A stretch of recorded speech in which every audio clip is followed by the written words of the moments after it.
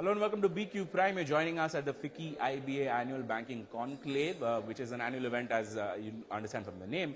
But this is a prime event for the banking sector where most of the top bankers of the country join in together to discuss what the way forward looks like for the sector itself. Of course, this has been a packed day one. The first speaker for the day, the main speaker for the day was the Reserve Bank of India Governor Shaktikanta Das, who made a bunch of points. First and foremost was with regard to inflation and how the RBI maintains that Arjuna's eye on the inflation target of 4%. And he says that the RBI is steadfast and it's not bothered by any kind of distractions that may come his way. The other thing that the RBI governor pointed out was the recent change that the Reserve Bank of India made, which was with regard to the risk weight on unsecured loans. So there, the RBI governor said that this is a preemptive measure. As such, the RBI is not seeing major stress points coming in for this specific loan segment.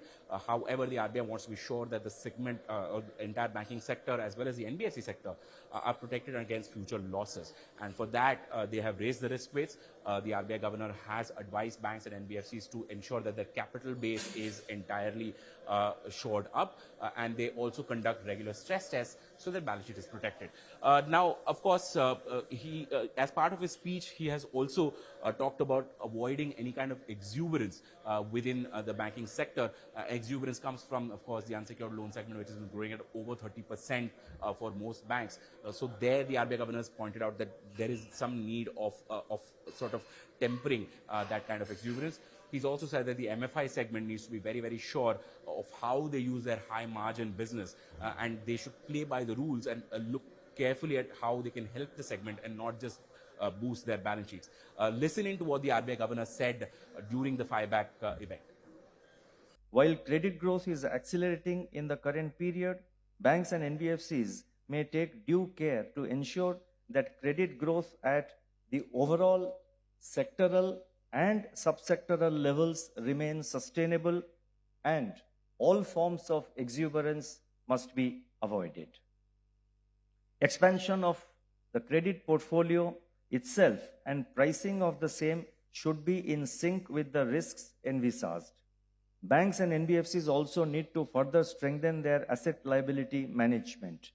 As macrofinance institutions, that is MFIs, are catering to the marginalized clientele, they have to bear in mind the affordability and the repayment capacity of the borrowers. Though the interest rates are deregulated, certain NBFC MFIs appear to be enjoying relatively higher net interest margins. It is indeed for macrofinancial lenders themselves to ensure that the flexibility provided to them in setting interest rates is used judiciously. They are expected to ensure that the interest rates are transparent and not usurious. So that was the RBI governor for you, talking about how unsecured loans need to be taken with a lot of care, handled with a lot of care, and of course the MFI segment needs to be careful of how exactly they're growing their business. Now, Pragatti, during this conversation, you had a chance to talk to KVS Manian from Kotak Mahindra Bank. And of course, a lot of the conversations today, at least offline, have been happening around the unsecured segment. What did Mr. Manian have to say about Kotak Mahindra Bank's business as well as the entire segment? You're absolutely right, Vishy. A lot of conversations are centered around this topic because it's a recent thing that the RBI has done. So Kotak Mahindra Bank, we spoke to Mr. Manian, and Kotak Mahindra Bank, we got a sense that they're not planning to go much slow on their unsecured lending business at this point, because like they said that like many banks in NBFC, everyone has their own portfolio, everyone has their own share of unsecured business, and at the current levels, Kotak Mahindra Bank is pretty comfortable with their position with regards to the unsecured lending. However, if we see a systemic impact as to how this entire move will have an impact on the system, Kotak Mahindra Bank's Mr. Manian believes that the lending rates across the system may have an impact of around 25 bips, because now the banks will have a higher capital requirements, which will mean higher pricing at the end. So for our viewers, we also have a small snippet of what Mr. Manian said. Please have a look at this. We have not seen the, I mean, we are still okay with the sector. I think we are reasonably positive about the sector and its potential. So I don't think it makes our appetite on the sector change, but yes, higher capital means higher pricing, of course. We are not planning to go much lower. I think we are making the right choice. See, each bank has its own profile of their unsecured lending.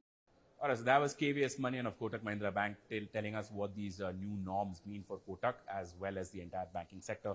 Thank you so much, Pragatti, for taking us through those points. Of course, during this day, we also had a chance to speak with Sunil Mehta, the Chief Executive of IBA.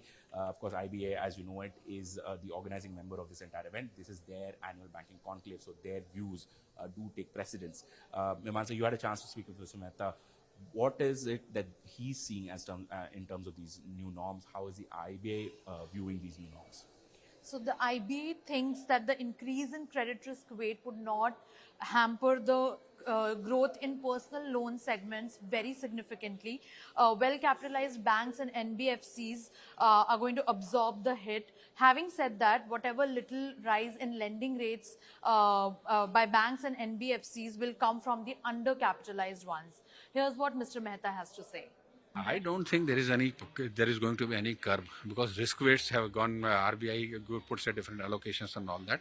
So I don't think there will be any curb because so long as there is a demand in the market and the consumers are ready to avail those loans at the prevailing rate of interest, and rate of interest keep on increasing or decreasing depending upon the various market conditions.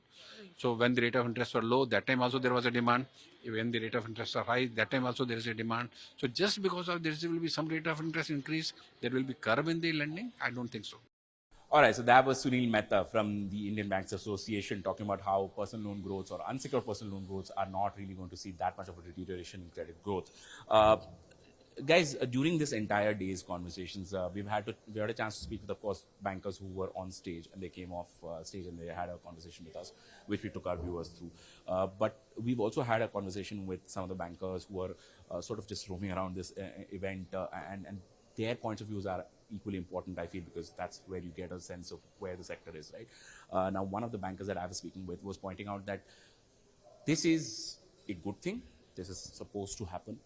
It helps in controlling that irrational exuberance that the RBI governor was pointing out. He thinks that the increase in the credit risk weights is likely going to hit the capital of banks by about 55 to 60 basis points. Having said that, the lending rate impact may not be that high. It may be between 30 and 50, depending on the lenders, of course, and their capital adequacies. Most lenders are sitting on excess capital, so that shouldn't be that much of a problem. The impact that will actually come in the way borrowers have been having access to easy credit, right? So far, we've had borrowers having a lot of free money floating around. They could just go to a bank or NBFC or a fintech, just borrow money and use that money. So that party might be over, is what the lenders believe. But Pragatti, you tell us what bankers speaking to you have said. You know what, Bashir, like you rightly mentioned, that yes, we did speak to a lot of bankers, and that's what you get. I'm getting some sort of mixed reactions. Some were saying that yes, we did anticipate it, something like this might happen, but nobody really imagined what the extent of this would be. Nobody really thought that 100% would now become 125%, and so on and so forth, as the guidelines have been. But yes, there is a general consensus that I am picking up with after a couple of conversations, that there will be some impact on the lending rates, and the cost will be transferred onto the borrowers. So the consumer loans are likely, in all likelihood, will become expensive. Right. By how much? It will vary from banks to banks. So we'll have to wait and see. And more so, I also realized one thing after talking to people with that, a lot of banks are still assessing as to how much more capital they will need, what will happen after this. So it's more of a wait and watch. But yes, we can expect banks to start processing this, for the lack of a better word, hit on their capital for the timing. And yes, we will see how it goes. Right. I mean, that is the word. There is Yes, no really lack of exactly. better word at this point in time, because banks are going to take that pain. Yes. Mimansa, when you were speaking to bankers, what are your what are you picking up from them in terms of how they are viewing this? Pragatti believes it's a mixed view. What do you think? Yeah, so my conversations with bankers here have also given me mixed reactions on how this increase in credit risk weight is going to pan out in the coming months. So one thing is that you mentioned that, you know, a lot of people take personal loans for paying off their existing debt. Yeah. So will that lead to higher delinquencies? Some people said yes. But what is the extent going to be? Of course, we don't know that yet. But of course, if one existing debt is not being repaid through the personal loan that the borrower has taken already, of course, there will be a rise in NPA, and by how much we don't know that yet. But there's another segment of bankers who are saying that the personal loan growth is going to continue, and no matter what the rates will be, people are still going to go towards the personal loans because it's easy money and easy credit. So that is what I have been picking up from my conversation. All right, so that was what we picked up from the bankers and what this day looked like. Of course, during this day, the RBI governor's speech also mentioned algorithmic underwriting of loans. So that being an issue, and the RBI governor saying that banks and NBFCs should not rely upon it so much because it makes sense. You can't let technology decide how loans are given out. We need to see whether that was a warning shot, of if there's any kind of norms that are in the offing. I guess we'll find out in the next few weeks, because just like everything else, the RBI always surprises on the upside. But thank you so much, Pragatti and Mimansa, for taking us through the day's events and the conversations that you've had. And for our viewers, thank you so much for watching. Please keep watching BQ Prime for further news and updates. And this is the banking team signing off from FIBAC 2023.